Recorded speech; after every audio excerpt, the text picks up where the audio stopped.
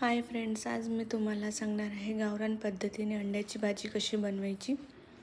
तुम्हाला साहित्य त्याच्यासाठी घ्यावं लागेल कांदा 2 मीडियम साईजचा, अद्रक, लसूण आणि मिरची, सांबार, थोडेसे धणे घ्यायचे आणि शेंगदाणे घ्यायचे। यांचा बारीक पेस्ट करून घ्यायचा भाजून। त्यानंतर कढईमध्ये तेल गरम करायला ठेवलेलं आहे। आपण हे थोडे अंडे शॅलो फ्राय करून घ्यायचे। फ्राय झाल्यानंतर हे काढून घ्यायचे आपण, म्हणजे जास्त मीडियम याच्यावरती फ्राय करायचे, जास्त फ्राय नाही करायचे।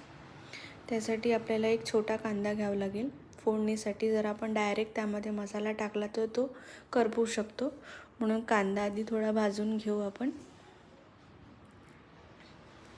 कांदा भाजल्यानंतर आपण जे वाटण तयार केलेलं होतं ते टाकू। वाटण हे थोडं ब्राऊन होतपर्यंत भाजायचं, तेल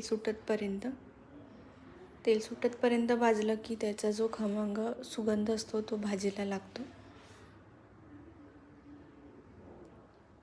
आपलं हे वाटण भाजून झालेलं आहे। आता त्यामध्ये आपण सुके मसाले टाकू। त्याच्यामध्ये तिखट, मीठ, कांदा लसूण मसाला, गरम मसाला हा मी घरगुती वापरलेला आहे।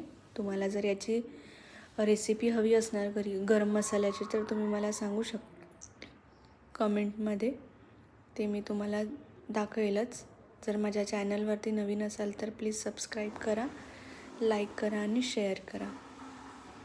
इथे मी गरम पाणी ठेवलेलं आहे। झालेलं आहे। थँक्यू, धन्यवाद।